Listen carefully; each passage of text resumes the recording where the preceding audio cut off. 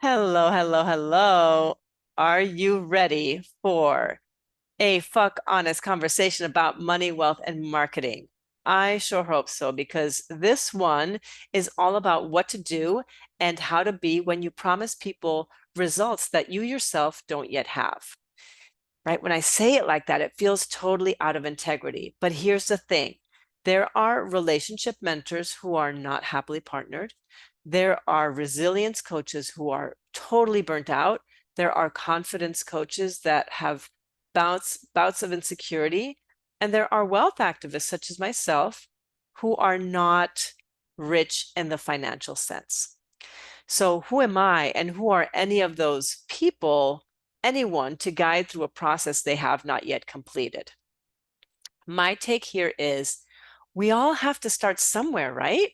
Like, so where is that start line? And how do you do it in a way where you don't feel like a fraud, where you're not lying to people, where you're not gaslighting your clients? This episode is your antidote to imposter phenomenon. So let's get into it. So the inspiration for this episode came from two places. First, I saw a post by a well-known coach who talked about the incongruency between what you teach and where you are in the process as a product of shame and shadow. And you know that I am all about shame and shadow. I'm all about like diving into those places and excavating and really sort of like getting in there. And when I sat with it, honestly, it didn't land fully for me. I'm not saying that that was wrong. That is part of it. And there was another piece where I'm like, no, that's not the whole story. It didn't feel right to just blanket conceptualize it in that way. And I'll go deeper into that a little later on. But the second inspiration for this episode and this conversation came from being in the sauce or in the waters of money coaches and wealth influencers online and reading one rags to riches story after the other. You know, I was on welfare and I was living on food stamps and I was living in government housing. And then I did this and now I have a seven-figure business. And I'm just like, awesome. I celebrate you. But then I started to ask myself, where were you while you were going through the process? Like, I didn't see any of those steps. Like, how were you showing up while you weren't in a state of completion? Because you're just showing me the finished product, but I want to see the steps. Like, were you not showing up online? Were you hiding that part and sort of like you waited until it was done and then you're like, ta-da, bursting out on the scene, right? So my question was like, do people just hide and then show up to share the process after the fact? And as I wrestled with this question, as I thought about that, because I'm sort of this like rebellious, kind of like ornery and like, I guess, oppositional in a way by nature and nurture, I thought I would poke a hole in that trend and offer my experience, which is very much about being in the process versus a state of completion. So, in other words, I'm not a millionaire. I'm not wealthy in the financial sense. I don't bear the external markers of someone who's swimming in cash. And to be honest, even if I were swimming in cash, it might not, it might never look like that on the outside because, first of all, I don't drink. I don't go out to eat because my diet is so limited because of my chronic illness. I don't like going to stores and buying things. I'm a minimalist. I am attuned to how our buying behaviors impact the planet. Bling is just not my thing. You're never going to see me like, clinking champagne glasses with somebody, right? However, am I set up for retirement? Yes, I am. Have I set my children up financially? Absolutely, yes, without a doubt. And that has been my whole reason for wanting to transform my money story and help other people do the same, right? Becoming financially literate, um, growing the confidence to steward money responsibly, right? And the other question here is like, am I wealthy beyond measure? Also, yes, yes. It doesn't matter how much money I have in my bank account. I don't feel broke. Brokenness is something I luckily have not felt in a long time in my life. Have I been pinched financially in moments? Absolutely, yes. But in those moments, I still feel so wealthy because of my education, because of the relationships in my life, like all of these other factors that contribute to my embodiment of wealth. And do I want to make a lot of money? Absolutely, yes. I am motivated by money. I love making money. I love creating with money. Being in relationship with the energy of money is fun and exciting and freeing and delicious, right?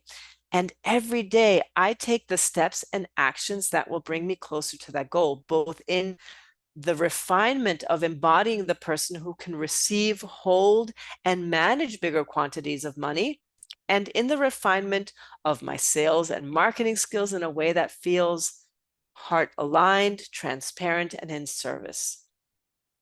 So I want to back up to inspiration number one for this podcast, the idea that if you're teaching something you've not yet completed, you're out of integrity. And I just don't agree with that. Because for me, even though, I did feel a little bit of defensiveness when I read that post, I did sit with it for a few days to really like let it sink in. And what I concluded was that sometimes we know things for sure. And sometimes we really embody that thing that we know, right? The knowing is the embodiment, but they manifest materially on a different timeline, right? Like just because you embody something doesn't mean that it shows up at the moment you embody it. Sometimes it happens later. Sometimes you manifest it first and then you embody it later, right? It's like sometimes it's just all flipped over. Like I know that I will reach my financial goals. There's no room for doubt that I'm not going to materially experience the thing that I know to be true for myself, which is that I will experience material financial freedom one day. When that is, I don't know, but I know that it's going to happen. I know that that is for me. I know that's what I want. I want to experience that just for funsies in this lifetime. And I feel financially free right now, and I will experience that freedom in a different way somewhere down the line. It's not a question of if, it's a when question, right? It's a matter of when. And that knowing that that's going to happen without a doubt is the cure for any experience of imposter phenomenon or fraudulence that could possibly come up. Like I know I am in integrity because I know that's going to happen for me. Again, not a matter of if, but a matter of when. And so my job as someone who shares services, right? I share my offers and I invite people into them and into a process. I'm someone who builds trust with a group of people, including you. My job is to be completely transparent about that. My job is not to hide, and by not hiding, also not reinforcing a culture of shame around the material reality of the material reality not matching the integrated one, the embodied one, right? Sometimes it's not there. In other words, here's permission for you to embody something that may not be fully reflected in your life and still feel worthy of guiding people through a powerful process that you know is going to get them there because you know you're going to get there too. Okay. So, my personal rule is that you only need to be a few steps ahead of the people that you're guiding. You don't need to have it all figured out.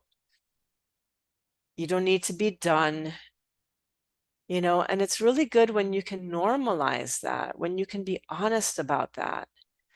Um, when I was working as a therapist and I was offering like relationship coaching to people who were polyamorous, this was many years ago before I started doing it, more recently again.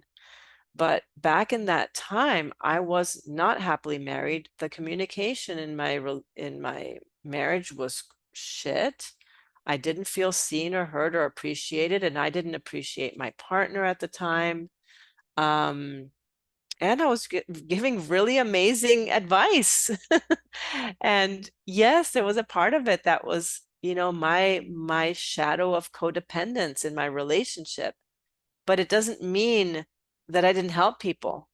I still helped people, and the what I offered was still important and still like, yeah, it still helped people develop better relationships. And then right, then it manifested for me later. It was already in process and I was able to serve people. So yeah, I want to, I want you to trust yourself. I want to give you more permission to trust yourself as a guide and not to be beating yourself up and thinking you're doing it wrong, but to truly trust the process and to be transparent about the process as you're living it. See, that's the important part for me.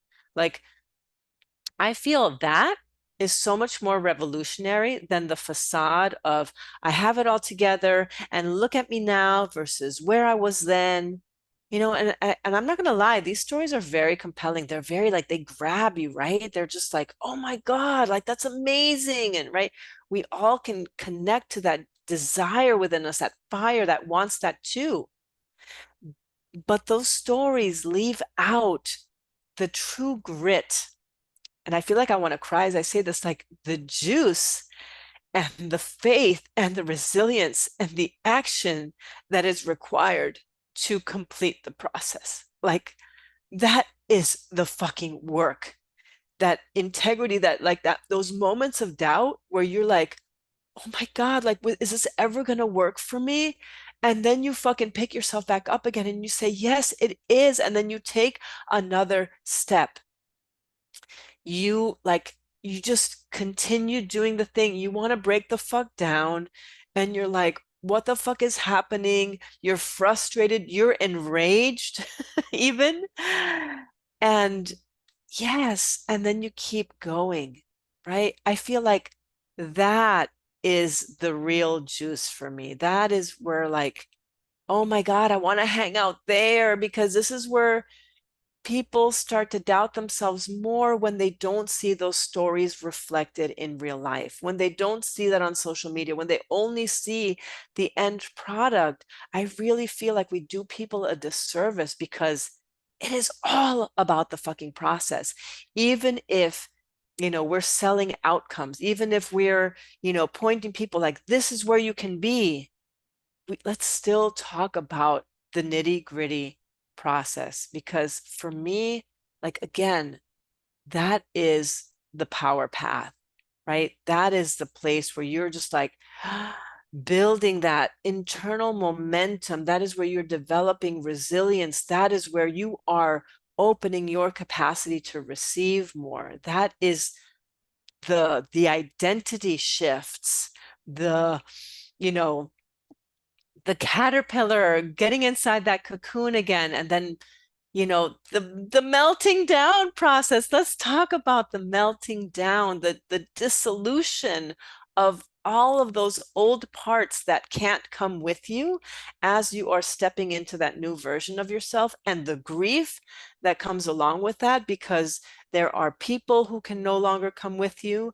There are parts of yourself that can no longer come with you. Like, that is the real shit. That is the real alchemy. And that's what I'm all about. So, you know, just as a shameless plug, this is the process that I guide people through, is like that holding of the vision.